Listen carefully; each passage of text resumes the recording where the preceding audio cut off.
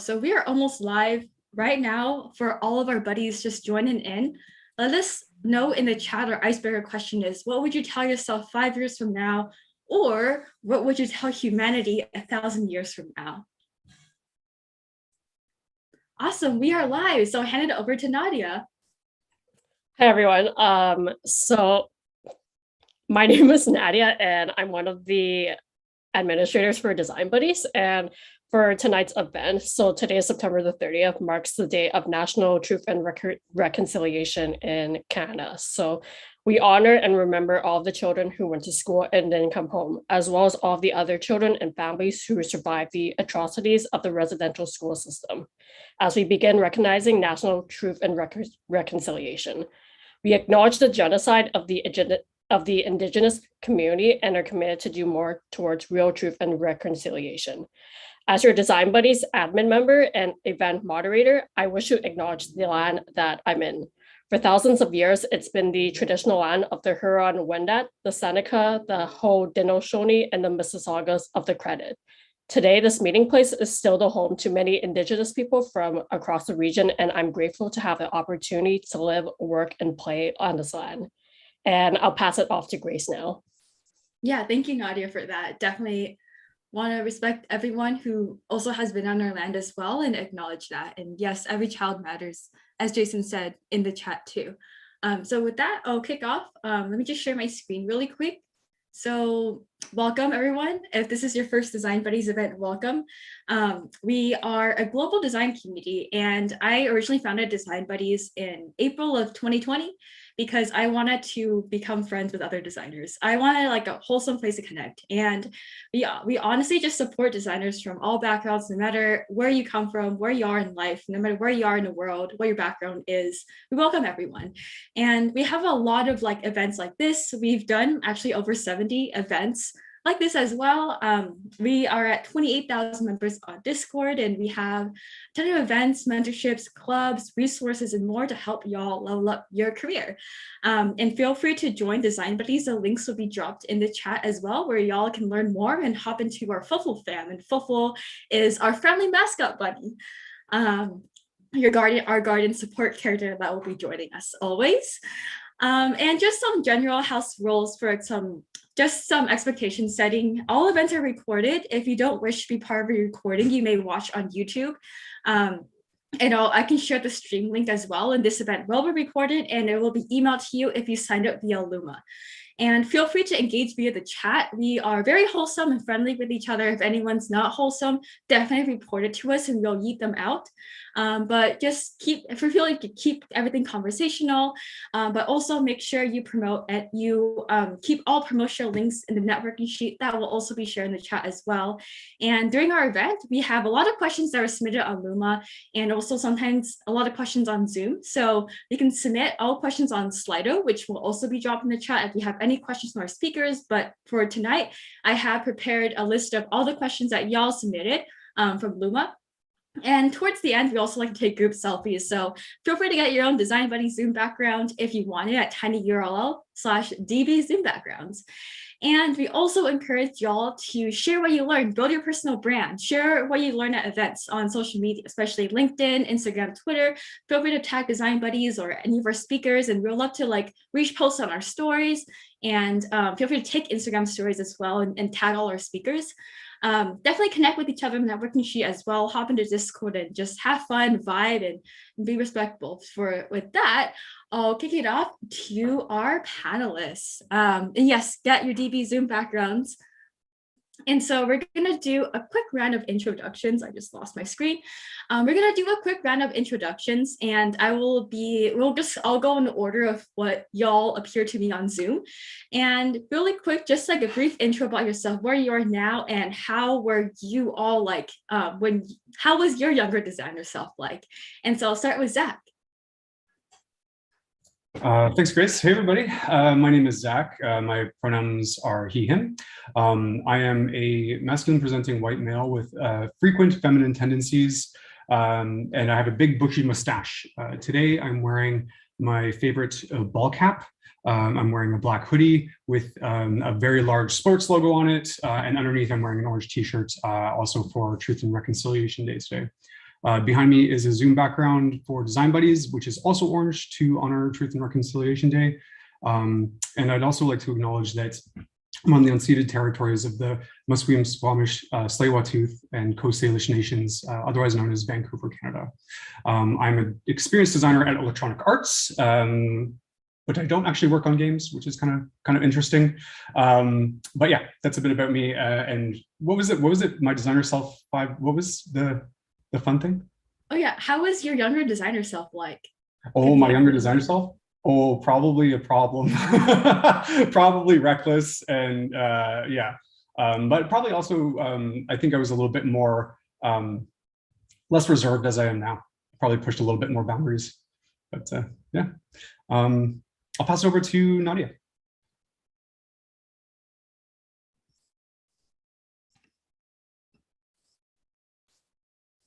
Yeah, I'm Nadia. As I mentioned, I'm the administrator, one of the administrators for Design Buddies, and I am a UX UI designer at Workforce Software. And I also work alongside one of our speakers named Phil, who is also part of Workforce Software. He is a product manager. I'll pass it off to him. Hi, I'm Phil Jones. I'm calling in from the unceded Algonquin Anishinaabe territory. As Nadia said, I'm a product manager at Workforce Software. As a kid, I did a lot of drawing. I got into drawing comics, played lots of video games. That led me to, or I also partook in Lego and all the video game stuff. Got me into pixel art, which taught me to work with discrete pieces and limitations and problem solving and stuff. I think that really is what decided how I became a designer. Yeah, that's me. I'm going to pass it to Minjun. Hi, everyone. Nice to see you guys again. My name is Minjun, and I am the UX and product designer. Previously, I was working at Amazon, Wayfair, and some small early stage startup companies, and I'm currently in Seattle.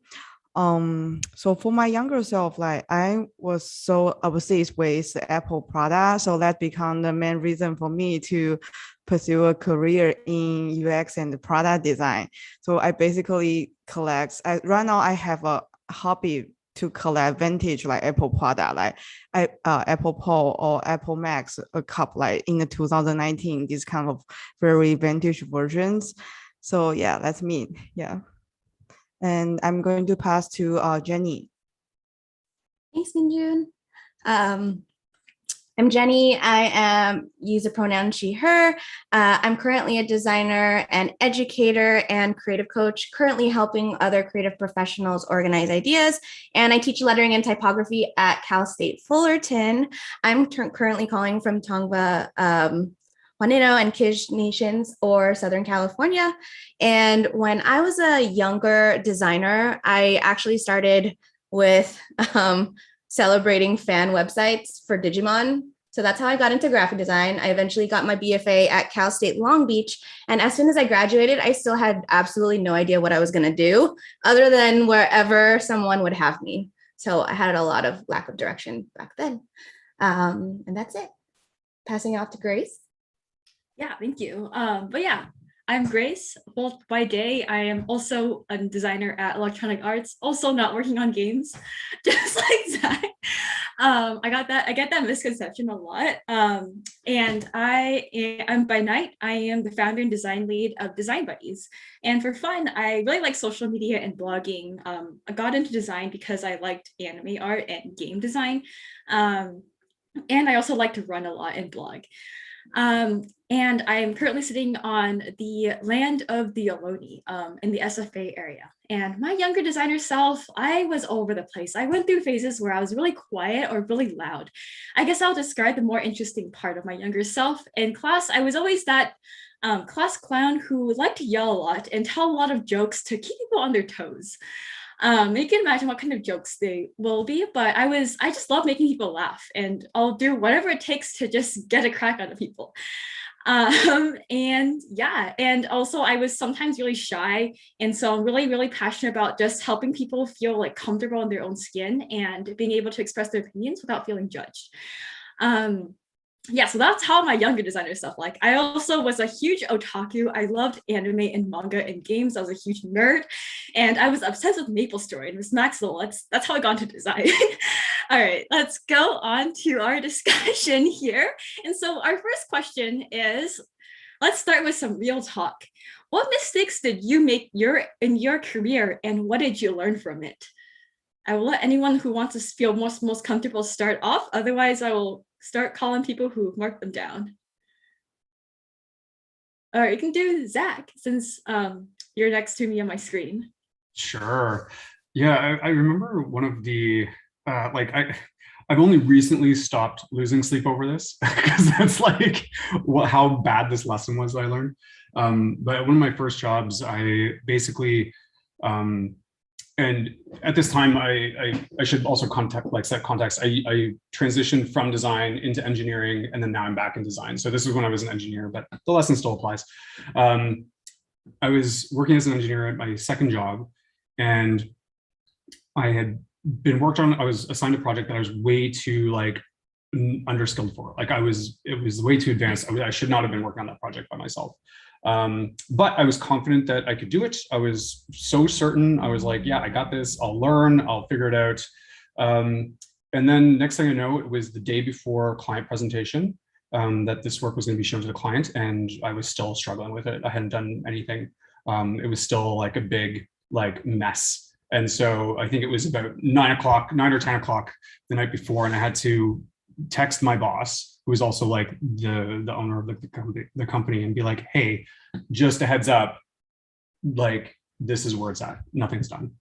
And it was a really horrible lesson to learn. I felt guilty about it for years. Like I said, I think I've only recently just kind of stopped losing sleep over it. But now, the one thing I learned from that is I will always ask for help. Regardless of how capable I think I am or anything like that, and I'm always asking for help now. And I think that's one thing that it was a hard lesson to learn, but it's a great lesson to learn. And it also has kept me really humble. So yeah, I have no problems now admitting what I don't know and admitting when I need help on something. Yes, love that. Definitely asking for help is not weakness, but it's a strength because you're self-aware and know what you need help with. Totally. And it's the opposite, right? Where it's not asking for help, not showing that weakness or not showing that is actually the weakness. Yes. It's the opposite, right? Yes. Yeah, we're gonna go with Jenny next. I'm just going in order on the sheet. Sure. And Zack, I hear you on the asking for help. I literally had to do that this week. One of the mistakes that I made previously in my career was just believing that my job had to be everything that I needed it to be. And what I mean is I needed to receive mentorship. I needed to get a good life work balance. I needed to get a good salary. But the more that I spent, I ended up being there for 7 years, but the more that I spent there, the more that I realized I couldn't get everything that I wanted from one place. There was no way that I could get that from a singular job.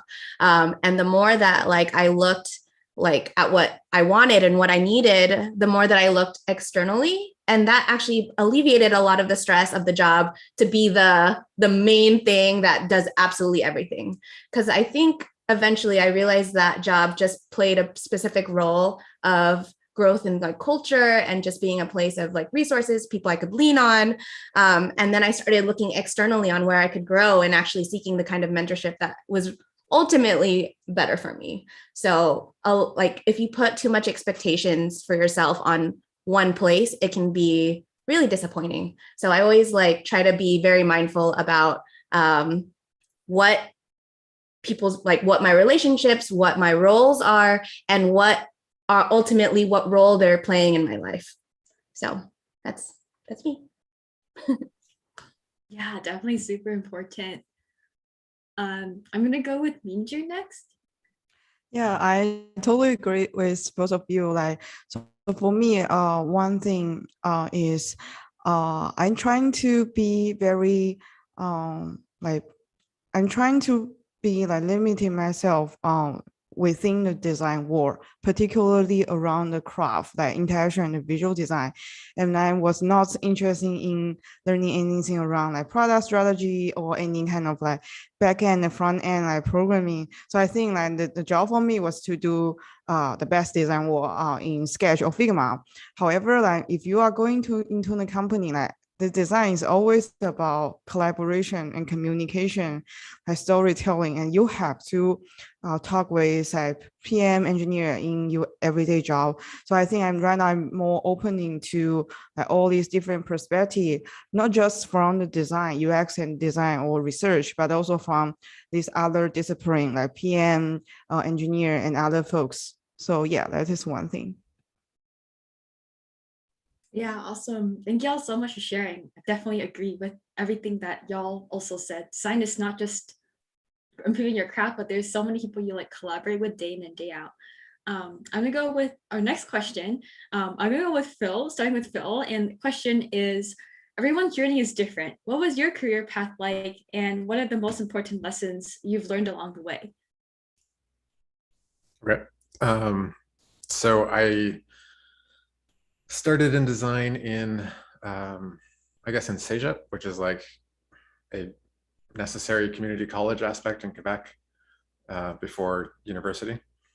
And I took fine arts, but I did a lot of design in there, and I learned a lot of web development through that, and really pushed my own skills. Usually throughout school, I was always more advanced than any of my teachers when it came to technology, which was weird. But I came to be very self-sufficient in terms of learning new skills, which was fantastic for me. But all that web design stuff really helped me with world building. I was always super interested in worlds and systems and how things fit together. And with all that web design knowledge, I did a lot of freelance work, a lot of web design, but also graphic design, brand design, and tried my hand at animation. Like I said before, I did a lot of pixel art, which turned into various types of animation, which was awesome. I loved it and somehow got to be paid for it. And then I started a company with a friend from university, which was a weather data collection startup. But that had no market, of course, because people don't pay for that. And we were asking people to help submit data. Anyway, that was a failure, but I learned so much from it. I learned app design. I had no idea what that was. I learned product management without even realizing until years later. I learned what MVP meant, and I learned what MVP did not mean and how people abuse that term. I learned how to sell myself. I learned how to sell the company. I learned all about VC. I learned to hustle, even though I hate that idea. And the quote that always sticks in my head from the funding round that we got was, "Creativity comes from constraints." I didn't believe it at the time, but over the years, I've come to truly understand what that means and wholeheartedly agree with it. And then so once I bailed out of that company, I joined this tiny startup called Foco in my hometown. And there I learned proper teamwork, how to really work with everyone necessarily. And it was fantastic. I learned how it can be like working with family to have such a small, tight-knit company. I learned about product market fit, which I should have learned before.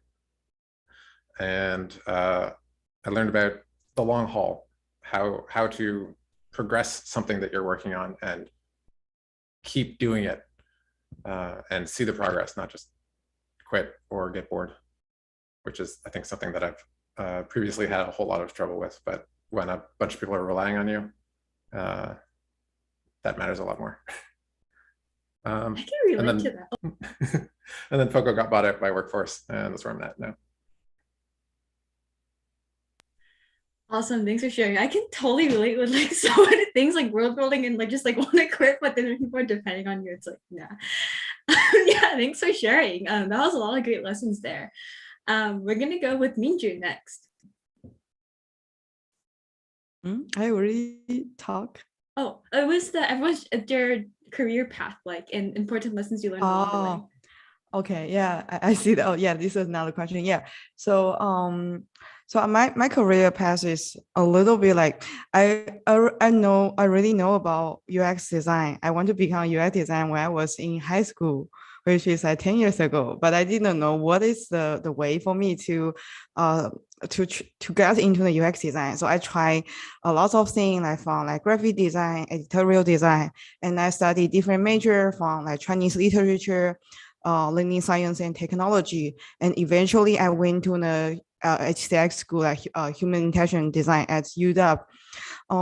So through this way, I think one of the key thing I learned was knowing about what is your priority, what is your goal, and the goal should not be so complicated. You just need to find what is the single most important priority, the single goal you need to focus. So for me during that time was to go to HCI school so I can continue study like UX and the product design. And after graduation, my goal was to become a better product designer. So if you focusing on these single goals for yourself, you will become less stressful and always trying to find like the resource externally or internally to fulfill that goal. And everything else will like follows, such as like the money package, like everything. So just focusing on the goal, which is truly the one you enjoying or you passionate about. Yeah, that's my story. Yeah, thanks for sharing. I know sometimes it's like really easy to feel overwhelmed, but once you have that direction, it's pretty like everything just fall into place. We're gonna go with Jenny. Yay. So in terms of like my career path, I started in production design for graphic design. But one of the biggest lessons that I learned was that the right people and the right opportunities will find you when you spend a lot of time broadcasting what you're doing and what you're trying to do. I think it's along the lines of what Minjun said about like having those goals, but having that like time to really tell people what you're trying to do. For example, I was at a content marketing agency and I was literally just doing graphic design. But while I was there, I spent about like maybe even 2 years of just sharing calligraphy posts, literally 2 years of like every single day a calligraphy post. And that eventually opened, like, I was like, oh, I'm hitting a wall with calligraphy. So that eventually brought me to type design. And that I moved to San Francisco to the Bay just to study type design and how to make fonts. And after like living in San Francisco for a year, talking about typography, it made me be like, oh, I just want to talk about type. Like, how do I do that? And that's when I got offered like positions to teach typography in Southern California. And I was like, what the heck? Like, how are all these things like just presenting themselves to me? And it was just like, I was constantly talking about what I wanted. I was telling myself what I wanted, what would be the best case scenario for myself. And I think the more that I would project that to other people and present that to people, the more that people would like present those opportunities directly to me. So I found myself very fortunate to be able to like that. My network was able to bring me those kinds of opportunities my way. So yeah, love it. Just show your work and be loud, and people will know who we are. And just be proud, loud and proud, everyone. Yes. Yeah. Consistently. All right, yeah. That's important. Don't be shy. Be loud. Be proud of what you like and what you like to do. Yeah, you don't know who's gonna be. Yeah, you don't know who's watching, who's listening. Like maybe your friend of a friend might like see that person liked your thing, and then all of a sudden you're gonna get a job offer. A lot of the jobs that exist out there aren't even posted on LinkedIn or anywhere else. Like I haven't gone through an interview process, so you know, just be mindful of like it could be anyone. Yeah, I got my job without applying, so it could be anyone too. Exactly. Yeah. All right, we're gonna go with Zack for the journey question and lessons learned. Yeah. I kind of alluded to it earlier about my journey has been, I kind of started off in design. I kind of did like, I was more like design and dev, like I was kind of doing both. And then at some point I was like, okay, I need to make a decision if I want to stick with design or if I want to stick with dev.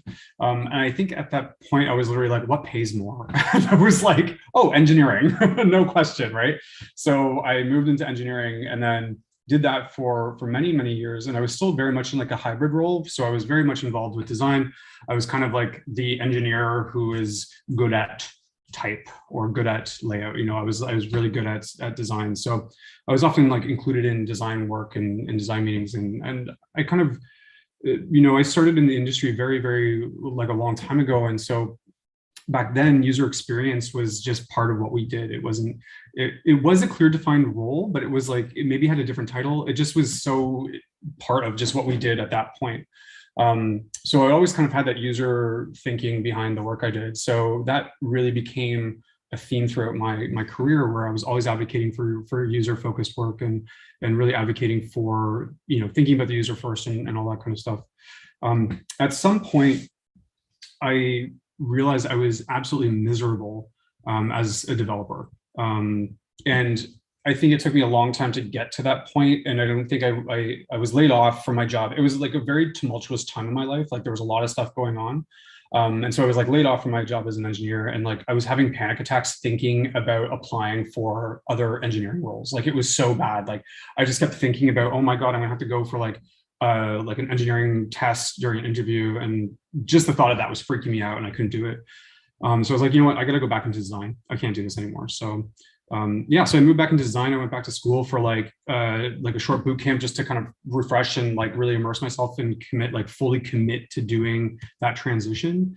And then I landed my first job as like a full-time designer where I am now, which is great. And like some of the lessons I learned is like, I really wish I didn't wait that long. Like, I wish it was one of those things where like, I think for a long time I knew I was really miserable, like as an engineer. But I think there was a lot of external forces that were kind of pushing me to stay into that role. And I wish I ignored all of them and was just like, you know what, I don't want to do this. I want to do something else. And then more recently, one thing that I find fascinating is I've actually just recently had like a really big lesson that I've learned in my career, which is one thing that I've struggled with like for the last little while is like, being close to 40 and I'm still in an individual contributor role. And I'm like, I should be in management at this point. Everyone I know is in management, and if I'm not in management by my 40s, I'm a failure, right? So like, that's been something I've been really struggling with for the last like 5 years, maybe less than that, but the most recent time. And I've recently had that realization because I think what I was doing was I was conflating leadership and management, and they're not the same thing. And I think once I realized that, I was like, wait a second, I can be a leader as a designer and not manage people. That was a huge shift in the way I thought about my career. Like that was a massive shift. Because again, like once I started thinking about management, I was just like, oh, like that means I'm not actually doing design work. That means I'm like dealing with, more processy things and more of the details about managing people. And I'm like, I don't really want to do that. Why don't I want to do that? I want to design, I want to be creative. So yeah, having making that realization that it's like, I don't have to be a manager at 40. I can be a leader without being in that role. That was a big lesson I learned. And that was like literally, I think 3 months ago. So it was good. It was a good one. Yeah, I love that. I can relate. I mean, like, we're still relatively new in my career, but I love designing. Like, people are like, you should move to management or think about it. I'm like, no, I like designing a lot. And I was also in engineering before, and I can totally relate with like, oh, more money, Silicon Valley, more, yeah. And also decided to go into design. So definitely it's super relatable. And I would just like to echo what Zack said. You don't have to be a manager to be a leader. There are two different things. People managing is a whole different job that comes with its own challenges and job descriptions as well. So don't put pressure on yourself, everyone. Yeah. And I'm going to go back and forth between some career related questions and some life related questions that y'all submit to like spice it up a bit. And so a common thing that I've noticed a lot of people, I'm going to kind of group these questions. You have a lot of questions, so I'm going to kind of group two of them. Is deal with imposter syndrome. So the question is, how do you deal with imposter syndrome, and how do you also struggle with like comparing yourself to others? Because with the rise of social media and everything, it's so easy to like, especially LinkedIn, it's so easy to like feel like a small potato, and everyone's like, I'm excited to announce I got this offer at this, and you're like, I has no offer. So I'm sure y'all maybe can relate. At least that was like me a few years ago. So how would you kind of deal with those kind of thoughts, those like self-doubt thoughts and like imposter syndrome? And anyone can jump in, otherwise I'll just start calling random people on the screen.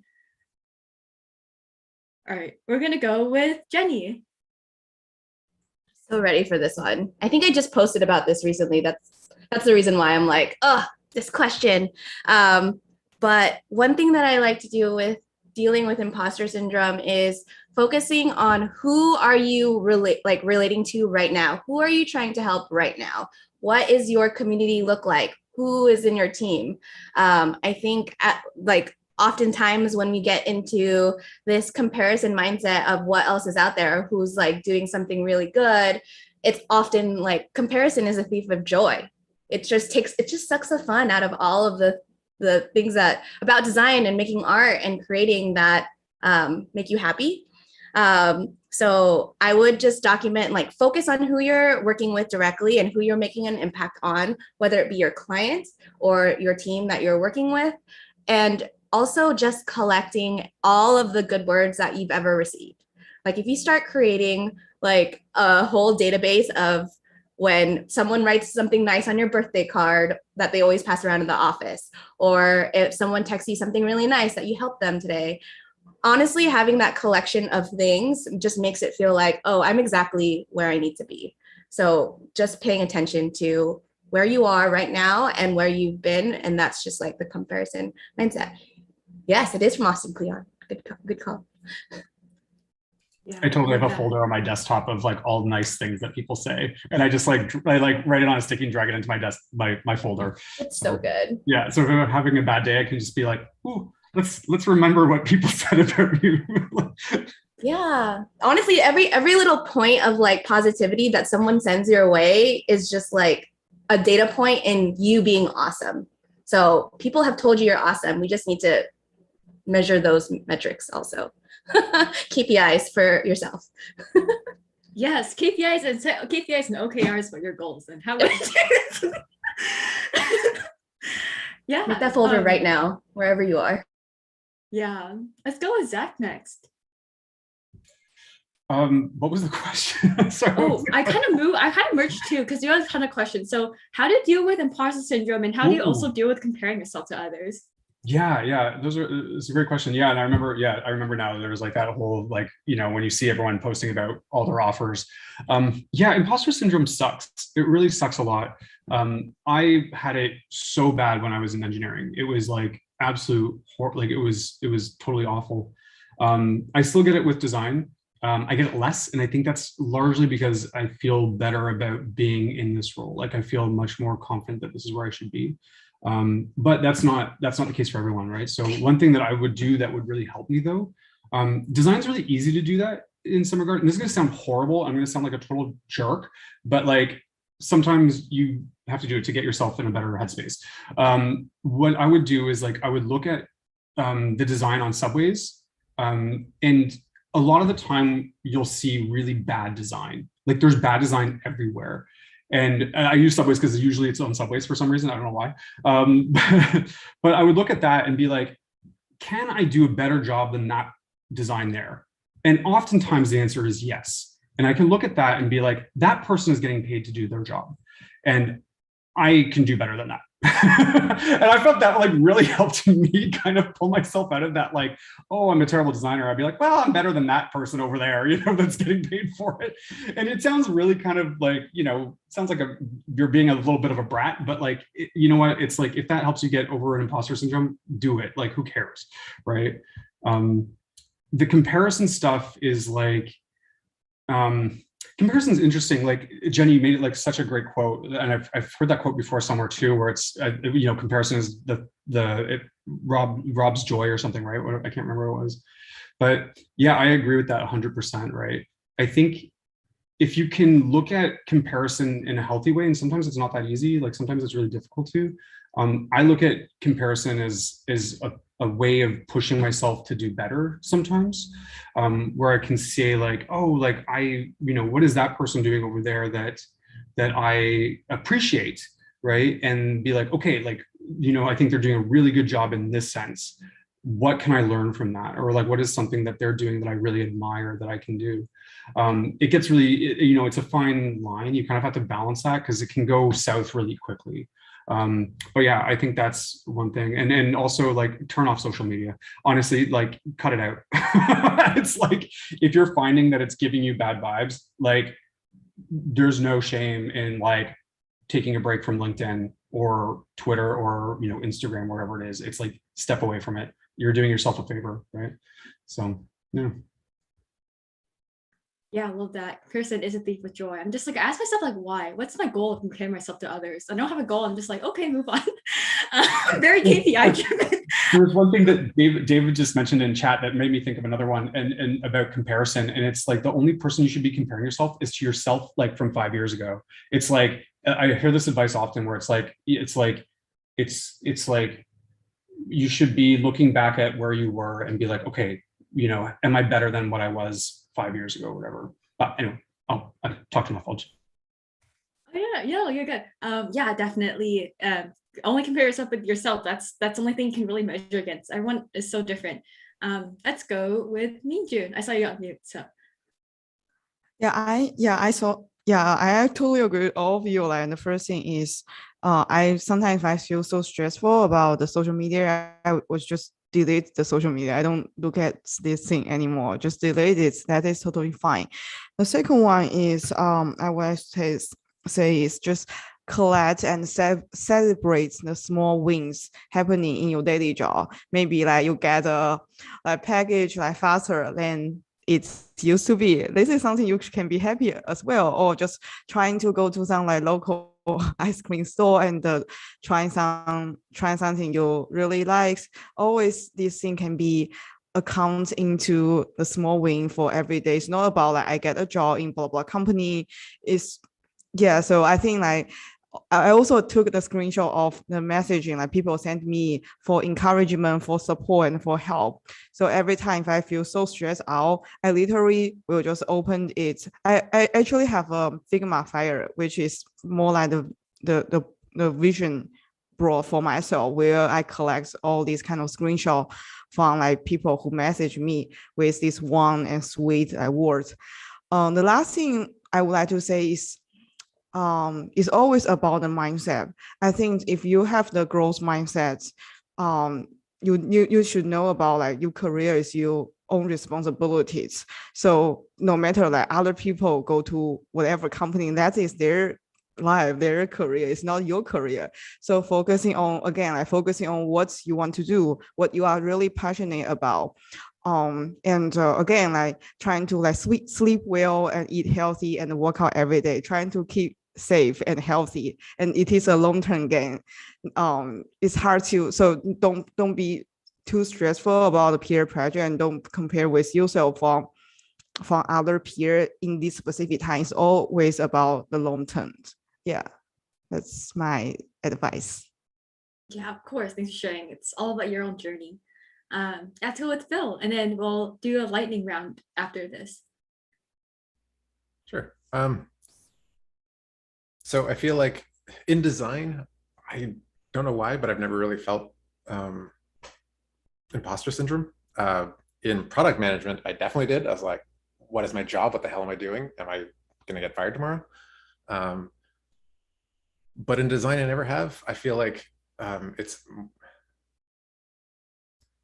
like the quality of work in design is not necessarily just the immediate visual impact of it. It is so much more. And you have to dig into every piece to really understand what is there. So like comparing myself, and it's also, design is a very, or should be a very collaborative thing.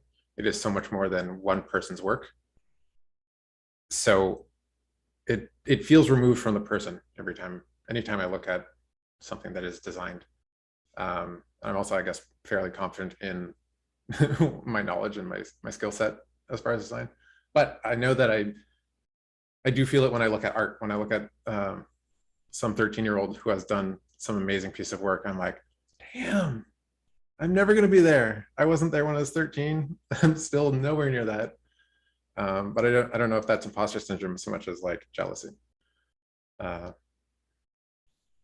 yeah, I think when it comes to jealousy or imposter syndrome or anything that is negative, it's natural to feel these things, but it is useless to dwell on them. So face it, recognize it, move past it. Just, it doesn't matter. Like, you're going to feel it one way or another.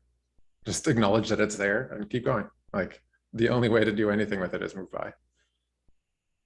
Yeah, I love it. I always ask myself, like, why am I feeling this way? Why do I achieve by like spending time on this?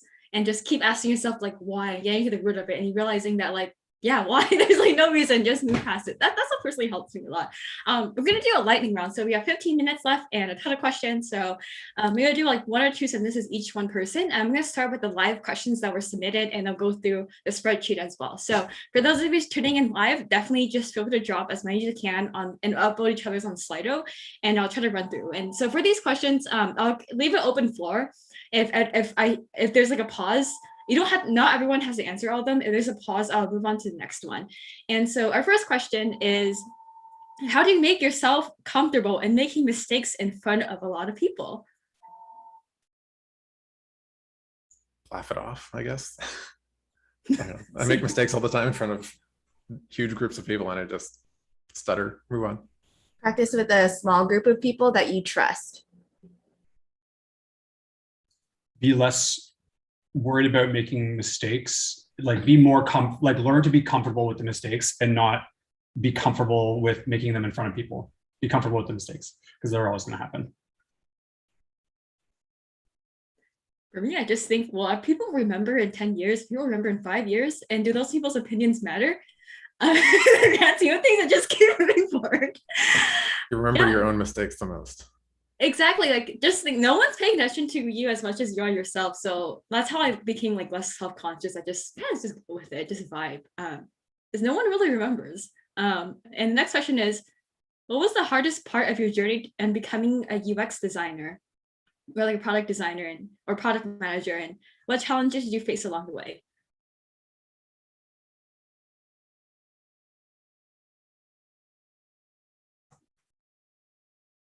All right.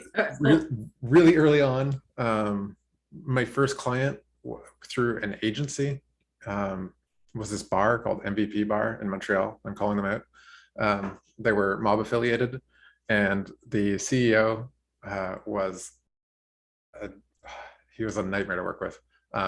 And I kept feeding him iteration after iteration, just like barely little details changed. And he hated every single thing. He kept being like, no, you need to change this. And he would threaten in a good way. Hey, if you finish this today, you'll get an extra bonus. And I got fed up with this guy and fired him through my agency. And it was glorious. And then I saw that logo like years later on outside the bar. And it was like basically what I did, but a bit different, just like another tiny variation. But yeah, fire your clients if they're horrible to you. Yes. I'm not a UX designer, but there was a hard part of my journey to becoming a designer, which was thinking that I had to fit into this mold of what a designer was at my agency. And I think like seeing like a lot of talented people, I felt like I had to be exactly like them in order for me to succeed. And that was the problem, is that I was trying to be like them, whereas I should have been looking at what qualities and superpowers I had and what I brought to the table. The second that I started focusing on what I was really good at, that's when I really tapped into what I could bring. So that was just something I struggled with for at least more than half of my time at my agency. Well, I think. Sorry, go ahead. I think my biggest struggle to become a UX designer was landing my first job after graduation from the school. because when I was doing my master program, it's just 1 year, and we don't have any chance to do such kind of summer internship. So I find it's really difficult because a lot of time for the full-time job, they have behavior question, and they always ask you a question around how did you work with PM engineer? What if you have a conflict or disagreement with these people? And it's kind of like chicken and egg problem, like because you don't have the experience, how did you get the experience to get this job? So what I was doing was basically I do 3 things. One is I start to looking for some like unpaid like opportunity, like projects where I can work with like the CEO, founder, or the engineer. And I also looking for some hackathon opportunity where normally some PM or engineer, they will join the hackathon as well. So I can do like 3-day project with these people.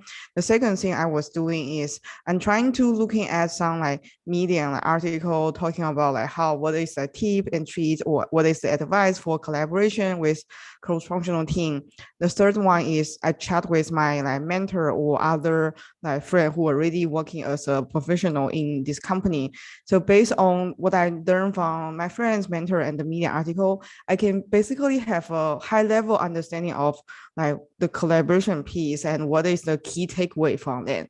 So I can use the story or example I got from my unpaid projects along with this key takeaway to answer this behavior question. But it was still very hard for me to land the first job because of the lack of the experience. Yeah, so that's something I want to share. Yeah, thanks for sharing. I definitely think those questions are really prevalent. I saw Zach on mute next. Zach, did you want to go? Oh yeah, I was gonna say, I think one of the hardest things I learned was like like I've been very insecure, and it's interesting that it just came up in chat as well. Like I'm a very awkward person. I'm also like really loud at times, and like I make jokes and I'm very silly. And I typically think different from a lot of the people I work with. Like I kind of like just, you know, I'm also neurodivergent, so that probably has something to do with it as well. But it's like I just have different ways of like approaching problems and different ways of how I interact with people. And at so many places I've worked, that's been a problem. When I say a problem, it's like it's been a problem for management. It's been a problem for the people I work for or whatever. It hasn't been until the job I'm in now where all of those things that have been historically considered problems are now being celebrated. And like they're like, my boss is like always reminding me, because I'm always just like, are you sure? He's like, no, this is the reason why we hired you, is because you're all of these things. And that to me was like a really interesting moment where I'm just like your things that like the things about you that you've been told are like problems or like are not desirable as a designer or an engineer or whatever, like they will be, or they are. It's just how people see them, or like how you like what companies or what they value, right? So I thought that was really fascinating in my career, where I was just like, I've always been really insecure about certain things, and now I'm being celebrated for those things that have historically been considered a problem. So I think you know, if you're feeling weird about something or insecure about something, it's like that might change, right? It's like you might like those, they say you should celebrate your flaws, and that's very much what's happening. So yeah, celebrating your flaws. Everyone's different, and they're not their flaws, they're just features. Just like the bug is a feature sometimes. So and it's really like if you're working at a good place, they'll recognize that you are different from like the other people they have, and that's why they want you. And I think that's really a nice thing to think about and focus on too. Yeah, that leads us to the next question, which is anonymous to Zach. Is, did you put together a portfolio to transition from developer to designer role, and any tips for leveraging your non-design experience for design? Also, if anyone else like to chime in, feel free to do so as well. Yeah, if anyone wants to jump in before me, please do. Cool. I changed my portfolio a little bit. I kind of just retargeted a little bit about how I sold myself, I guess. Like the thing that was really weird about that transition, which anyone going through that transition will experience, is like you have lots of experience working, but not in that specific kind of specialization that you're trying to get into, right? So for me, it was like, oh my God, I've been working as an engineer for like 10 years, but even in hybrid roles, I still had nothing in my portfolio. I was like, what could I, like, I was trying to figure out like, what can I show? Like all the work I did was very like, more of that collaboration and more of that brainstorming and design thinking, and less of the actual like putting together assets and artifacts. So when it came to having stuff in my portfolio to show, I didn't really have a lot, right? So I had to like get those things together. So kind of making sure that I had assets that could support my story, I think was really important. I think if you're, one thing I always tell folks that I do a lot of mentoring as well, and a lot of folks that are transitioning. And so it's about finding what are like the skills that are really relevant to the job that you want to move into. And sometimes it's really hard to see that. I remember working with this one mentee, and he was working as like a city planner, and he was moving into UX. And he was like, oh, I don't have any relevant experience, blah, blah, blah, blah, talking about the stuff. And I was like, I started kind of digging on that. I was like, okay, well, tell me, what was the last project you worked on as a city planner? And he was like, oh, we put in these new bike lanes in the city. And I was like, okay, well, how did you do that? And he's like, well, first thing we did was we conduct research. And I'm like, okay. So you've done research, great. So did you go and talk to people? And he's like, yeah. And I'm like, okay, so you've done user research, amazing. So you've done half of the job that you're applying for already. So it was just like, he didn't make that connection that that's a relevant skill to the industry that he wanted to move into. So it's kind of thinking about a little bit out of the box about like how have your past skills, how do they apply to the job that you want, right? In that case, it's like, yeah, research is research, right? Talking to folks and understanding their needs, that's a huge part of user experience. So being able to reframe that and word that in a way that's like on a resume that is like I'm not suggesting that you like change your titles on resumes, but like when you talk about that previous role, it's about calling those things out, right? And making sure that you're highlighting that part of the role as an important part, right? So it's pulling that stuff out and making it relevant. Yeah, definitely. Always stuff to take away from other industries and jobs. We're actually running short on time, but there's a lot of great questions. So I just want to do a vibe check for all the speakers. Are y'all okay for staying a tiny bit over time to answer as many questions as possible? All right, cool. We can do a short group photo after this as well. So get your own Design Buddy Zoom backgrounds. We're going to do one more lightning round question and do a group photo and more questions. So we're gonna go another, there's this one that's interesting. I don't really know what this means, but it was highly upvoted. So it's, do you keep a network with colleagues after a bad job experience? Yes. And the reason why is because even though there are people who might have contributed to your negative, bad experience at your job, there are people out there who weren't involved at all who can still connect you and give you the opportunities. I still have connections with everyone from my old job. There's no bad blood between them, but they know they trust you already because they've worked with you in the past. And one of the things that a portfolio does is it eliminates risk of somebody deciding to work with you. Having a relationship with someone previously or being a part of a community like Design Buddies helps alleviate some of the risk that someone has when they want to work with you. So keep those networks if you can, like continuously share about who you are and like what you're trying to do, and they'll reach out when they're ready and they have something for you. Don't burn the bridges. Yes, build bridges and not burn them. Anyone else want to speak to this question about keeping up with colleagues after a bad job experience? I would just like to say that I'm a big fan of burning bridges. When appropriate, sometimes. Yeah, sometimes you could throw that torch on that bridge and let it go. Some bridges, but like Some the people bridges, that yeah. you want to maintain, like the people who trust you, the people you trust, like staying close with them, because even though they're associated with your job, I'm sure you know, Zach, like even though they're associated with that job, it doesn't mean that they're the ones who contributed to your experience. They're completely 100%. like, so Yeah, 100%. yeah, you can burn bridges, it's fine. Yeah. Anyone else want to answer this question before I hop into a group photo? For those of you who want to be in our photo, definitely turn on your camera. I'll give you all a few seconds, but anyone else want to chime in on this? All right. Yeah, if you want to turn on your camera, if you want to be part of a group photo, I'll do a countdown and we'll do a lightning round of more questions. And to the point of burning bridges, yeah, I agree. Like some bridges are meant to be burned. Some people are just like hella sus. And don't want those bridges to like hella sus people. And some of you know what I'm talking about. But that's why you leave the place. You leave the place for all the sus people that you're leaving behind, but stay connected to the people that celebrated you while you were there. Exactly. Yeah. It's all about 100%. you can choose which bridges you want to burn and choose which bridges you want to keep. And it's up to you to determine that. And you don't need permission from anyone to burn anyone's bridges. It's your life. You can keep whatever bridges you want and yeet or burn any of the bridges you want to. Oh my god, I love all the fluffles. This makes me happy. All right, we're gonna do group. For those of you, I saw some people join for the waiting room, but we are doing a quick group photo right now with our Design Buddy Zoom backgrounds, and then we'll hop into a quick lightning round of more questions.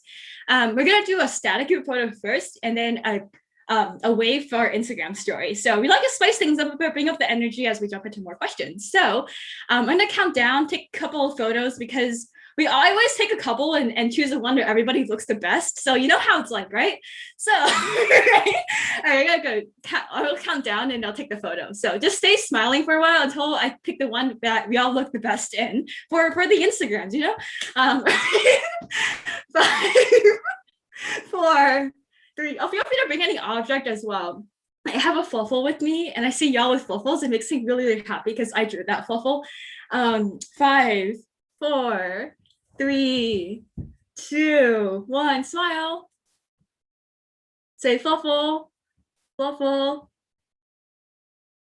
Oh my god, it's a stuffed animal. All right, I can do a wave for Instagram story and hop into some more questions. And I just got pinged on Slack. Anyways, I'm opening up Instagram right now, making sure I'm logged into the correct account because I actually posted Design Buddy stories on my own personal Instagram. So ready, set, wave.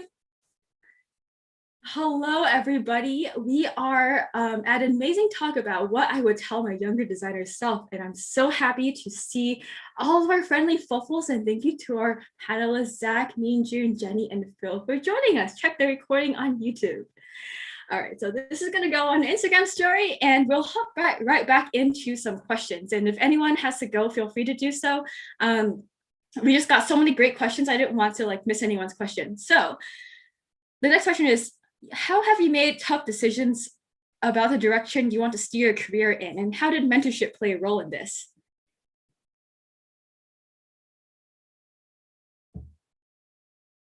And if no one wants to answer, I'll skip over. Can you repeat the question one more time, Grace? Sorry. Oh yeah.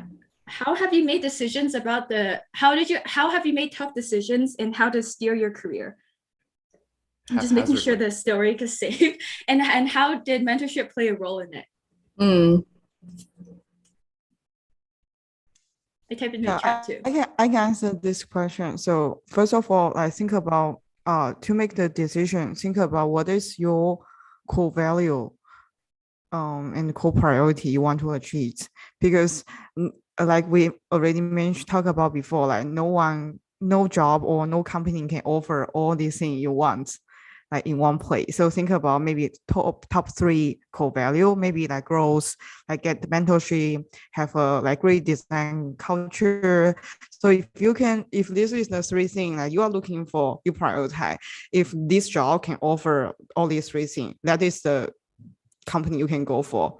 So always think about what is your values and priority. The second one is for the mentorship is, again, when I was making this tough decision, I always chat with my mentor, my family, and the friends. So after I share my story, one thing is I can get some practical advice from them. The second one is after you're talking to these people, sometimes you already know about how you can make the decision, because after you're talking, you might already discover what is something you truly want and what kind of decision you are going to make. Yeah. So that is my thoughts of my question.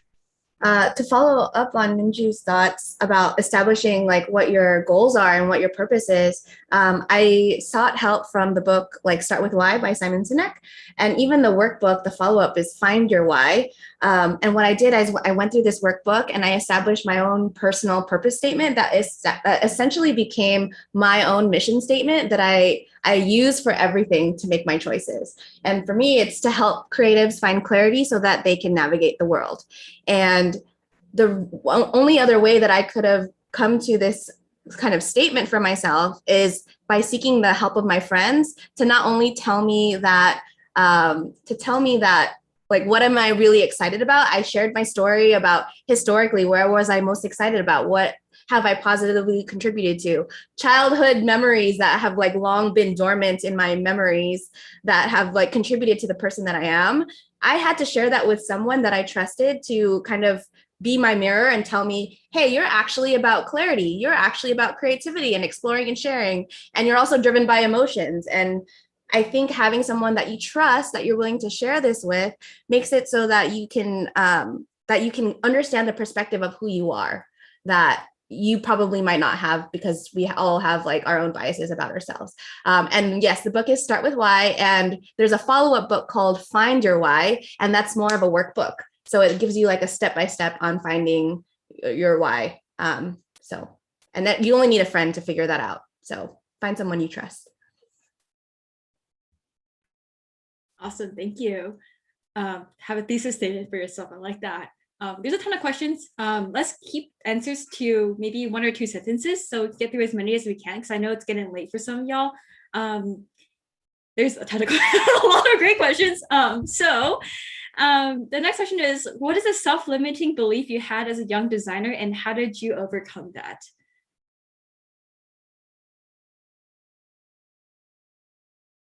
All right, it's okay if no one wants to answer. I'll go to the next one. Or I can type in chat, because I just want to get through as many questions as possible. This is an interesting one. The questions kind of jumped a bit as they were upvoted. So this is a question that was also submitted live, and a question that was submitted on Luma pretty often is, when you were just starting out in design, how do you stand out in an oversaturated market? Or how have you seen other designers stand out? I can say one is your portfolio presentation, the stories, how you craft your story, how you positioning yourself, and what kind of your like personal story align with the company mission and company value. This part will help you stand out, because like if you go into the case study session, basically most of people, they will tell pretty much similar story, like how to solve a problem, what is user research data, this kind of thing. But the way the story is the juicy part, like help you like stand out from our candidate. Yeah. I think in my experience, I've often stood out by just being the only person there and putting myself in that position. And in terms of like from a hiring position, when I hired Nadia, there was, I don't know, I looked at like 10 different people, and Nadia actually applied for an internship, and I forced her into a full-time job. But it was not the skills or like level of advancement. It was the like willingness to learn, and the just having the spirit that the job required, rather than the like technical skills. I saw lots of people who didn't seem like they would be interested in the job, or I don't know, just didn't have the spark. So it's not all about skills. Not to say Nadia is awesome. Oh yeah. Yeah, Oh. I would agree that it's about like just being in the right communities of people, just being that one person. If you're like part of this random like Zumba group or a soccer team or something, being the only designer can like really save your butt, because it's just like, who are they going to think of when they need someone for a certain role or a certain position or a certain job? Like, you want to be the first person in your network's mind. So just continuously show up and just present yourself in the way that you'd like to, and even just paying attention to what communities you're being a part of that are completely unrelated to design. I think I tell my mentees this all the time, is that one way that you can really get into certain places is like make friends with people who are not designers, because they're the ones who hire designers. Those are the people that need help. So show up for them. Yeah, I love that. Just showing up, being persistent. That's how I get a lot of things. I just keep asking why. What can I do? How do I do this? And why? Mm-hmm. I don't take no for an answer. I ask like why, how. Why, how, what, when? Yeah, why, how, when, what, where. All right. So Okay, let's just do another like 3-ish or 2 more questions. Like that I'm gonna end with the one that on the sheet. But I'm just kind of try to merge a few questions together that was submitted. So how do you prevent, I guess the next question that was uploaded is, how do you prevent yourself from being stagnant? Or another way I could rephrase this is, how do you improve yourself as a designer every day? Do you like reflect? Do you like sharpen different skills? Or like what kind of things do you do on like a weekly or daily basis to keep improving your craft as a designer? I have no like consistent practice, but it's like constantly learning, constantly pulling at whatever I can to get more. And I'm always cycling through the things that I like to do, like 3D modeling, web design, whatever. And my brain is very scattered, so I glom on to one project at a time and then abandon it and then come back to it months later. But just always be doing things and thinking about the things that you're doing. If you consider what you do, you get better at it because you are conscious of how you're doing it. For me, Yes. oh, sorry. Oh. No, go ahead. Oh. Thanks. I was just gonna say, reflecting on everything that and on every step of your process. I think just like what Phil was saying, just like the more that you reflect on what you're doing, the more that you're going to internalize it. Whenever I have my students, I always ask them like, okay, what did you just do? Because even though I told them what they did, they need to be able to internalize it. So being able to reflect on, this is what I did, this is what I figured out, this is the conclusion that I came to based off of my efforts. Having that running list of documentation of like a log, as it were, of things that you've been able to accomplish just puts another feather in your cap on what you're being successful at and that what you're focusing on, so that you're becoming more thoughtful, you're becoming more aware of your choices, and you're going into every conversation equipped with the knowledge that you're doing your work, you're putting in the effort. But it's just a way to like just stay focused. And I think for me too, it's just a way for me to be like, okay, what am I doing on this task? Why is this important? And is it accomplishing what I need it to? So documenting. Go ahead, Zach. Yeah, I love that. I do 2 things. One of them is I'll ask myself constantly, like I'll look at the stuff I'm working on and I'll be like, do I hate this? I think I hate this. Do I hate this? Like, I'll be like, why do I hate this? And I kind of like will ask myself why. Like I'll step back from my work and look at it and be like, what's going on here? Like I kind of question my own work. The other thing I do is I don't design.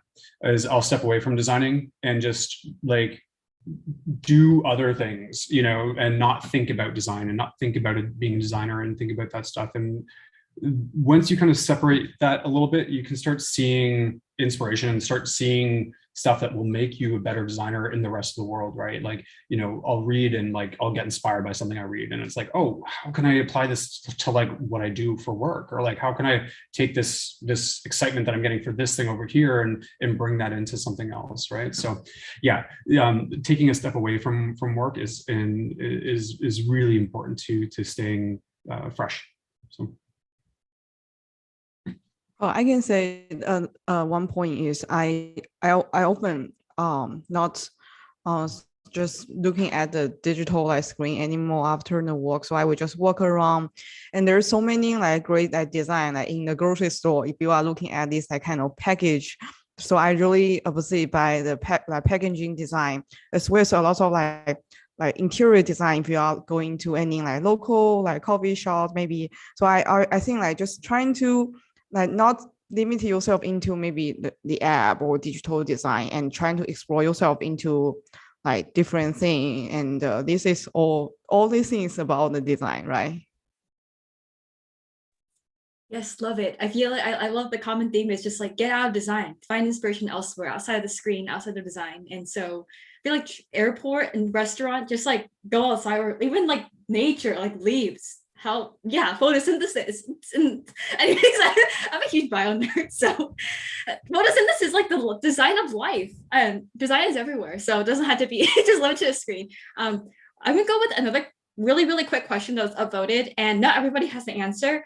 Feel free to just like not unmute yourself if you don't want to answer. It's were you ever exploited as a young designer or intern? How did you navigate that? I know it's more like deep, and I understand if no one wants to answer it, but it was asked, so I'm sure I want to help anyone here who is also struggling with that. But also. I had lots of crappy clients. Get out. It's that simple. Just get out. If you feel like you're being done wrong, I'll walk away. Yes. One time I had to sign a series of posters on Christmas Eve because we wanted to send out like a holiday gift. And I think oftentimes it's veiled in this thought of like loyalty to be able to need to do these things because you want to show that you're dedicated to your job or that you're dedicated to the company, when in reality, you're like hauling butt for someone else's mission. So especially if you're working at an agency or at another place, you need to be able to maintain a separation on who you are as a person and what you're trying to do versus what the company is asking of you. Because at the end of the day, you're contributing to their overhead profits. And it doesn't need to be that way. You need to also remember what your personal goal is as well. And that you have a mission that you also need to be investing in, whether it be investing in your relationships that are people that really matter to you, or those goals of like what the reality of the world that exists out there that hasn't been coming to fruition yet. So, yes. One thing, I don't know, I might disagree with the simplicity of it, maybe, because sometimes it's hard. Like, I mean, especially if, you're in that situation, if you don't have design experience and you're like, how do I get experience? And then all the opportunities are like unpaid internship or like do this free spec work. Like it's such a catch-22 where it's like, do you do that free work, and get taken advantage of for the sake of building a portfolio? And so, yeah, I think it's a little bit more complicated. For me, it's like, if the only opportunities you're getting is to do free work, do that free work for yourself. You don't have to go and like do it with them. Like, just, you can do your own projects and create something like without that negativity and that toxic like advantage. You can just do it for yourself. Just create a project and do it, right? Yeah, I feel like that's one thing. And this is like, people might hate me for saying this, but I think like oftentimes like it really depends. Like when people are, I've had this situation where some people I've mentored have been like, I have this job I really want, like I want to work, it's like my dream job. They want me to do free spec work, and I'm like, if it's something you really want, then do it. It's like one of those things where, and it's a case by case thing where it's like, I hate free work. I'm like, no, you should never offer your services for free. But if you have to figure out that balance, right? If it's a job that you really absolutely want, it's like, you got to weigh that option. But yeah, right.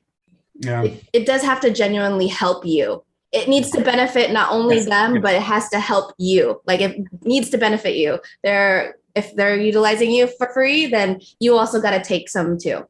Take something, whatever is valuable. Oftentimes it's the money, but if they can't give money, what is equal of value to you? You also have to know what being done wrong is, what being taken advantage of is, and that is something that you only learn with experience. Yes. So you probably will have to go through some bad experiences to know when to say no. And I think, doing free work for yourself is better than doing free work for someone who's not going to appreciate it and treat you bad. Like, I do more free work for people now than I ever have because I have a full-time job. So I have the leeway to do that. And that's some of my most rewarding work because I get to do something without the burden of money being there. But yeah, if someone is clearly taking advantage of you, even if you are getting paid, but you are being treated very poorly and disrespected, that is not something that is worth your time when you can be getting better experience, even if it's free, doing something else. You also don't need a client to do design. Like, you can just design. Like, if you're struggling to find work for a portfolio, like, you can just create. It doesn't have to be tied to somebody that's taking advantage of you. Totally. I was also going to add too is that even though there are mistakes that you might be afraid to make, like being taken advantage of, sometimes we have to go through the motions of experiencing the gravity of that mistake in order for us to know that we should never do that again. And I don't think you'll know exactly how much of a mistake it is until you're on the other side of it and experiencing it firsthand. And I had to do that this week, where I had to like gut check and be like, actually, that was a bad idea. But I had to go through it in order to know that was a bad idea. So don't be afraid of doing that, because at the very end of it, you're going to come out of it either have learned something or becoming a smarter, stronger person after doing it. Yes, I love all of that. Everything, like you can turn mistakes into learning opportunities and see it as something positive. Like, oh, I'm so glad it happened when I'm like relatively young, or when like it's not like millions and millions of dollars at stake or something. I have a whole book I can probably write about the Sussex encounters I've made, and being so out there and stuff, but I'll save that for another day. So going for our last question, we can do this really quick because I know we're running up over time. So I would like to end with this, is to kind of cap it all off, is what will you tell yourself 5 years from now? Let go of the things you haven't finished. Let go of the things you haven't finished? Yeah, I constantly have things on the go. I have projects that I've been working on for most of my life at this point, and some of them are just taking up space. And I should let go of them now. I probably still will not have in 5 years, but I should then too. If it sparked joy, it doesn't spark joy, eat it out. But it still does spark joy. That's the problem. Oh yeah, then don't eat it out. Anyone else? If not, we could close it off, or maybe like last words of wisdom for anyone of anything, and like either that question, or like if there's any other advice you want to give people that haven't got a chance to mention yet, feel free to use this time to do so as well. Yeah, I just want to say, like one life, live it, and that's it. I'd like to say that you are enough exactly as you are. You have everything that you need to take yourself to that level that you want to be. But don't let anyone tell you that you're not enough or that you need to do anything else. Stay focused and believe in yourself, because you're going to be the one carrying yourself through all those late nights of work, all those hard moments. But that's why you just need to demonstrate some self-love. I just want to give a shout out to anybody who's doing a career transition. That shit is hard. And just the fact that you are at that point where you have that awareness that you want to transition, that's a huge step. So, and the courage to do that is monumental. So anybody that's doing that, you have the utmost respect from me and from many other folks. So don't cut yourself short for doing that. You're doing the right thing. Awesome. Thank you so much. And definitely agree. Like, I was a career transitioner. I studied engineering in school, and I had massive imposter syndrome. So kudos to like everyone going the career transition, trying to learn design on their own and break into industry. And I guess what I would tell myself is, don't care so much about what other people think of me. Because I'm just like, at the end of the day, like, I feel like that was such a limiting belief I had. Like, I had to please everyone, but I realized that like, you can't please everyone no matter what. Like people will hate you no matter what, at least from my experience. I'm just like, I don't know. I'm just like, and it goes to questions like whose opinion really matters the most.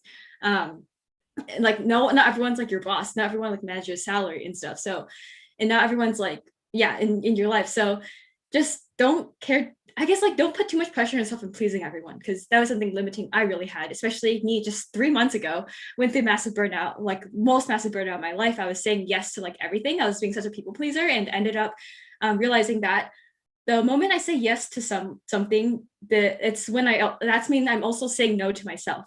And so I would think about it that way. Like, think of time as like the only resource you never get back, and think about like how you want to use it the most. And just stand up for yourself. Yourself is just as important as everyone else. I know as designers, we have a lot of empathy, but at the same time, if you don't take care of yourself, you can't really help anyone else as well. So prioritize yourself first. And with that, thank you so much, everyone, for coming. I know we went a little bit over time, but I really wanted to get over, y'all asked a lot of really great questions. I tried my best to like get as much as possible out of this. out of all your questions, and see you at our next event happening tomorrow, Drawtober, with our buddies at Discord. And make sure to join us tomorrow night. All the information is in the Design Buddies Discord. Thank you all so much for coming. Make sure to connect with all of our speakers. I'll just drop all the links of everyone again, so we can all stay connected with each other as well, and connect with fellow buddies and networking sheet. And yeah, with that, I will stop streaming on YouTube. So bye, YouTube buddies.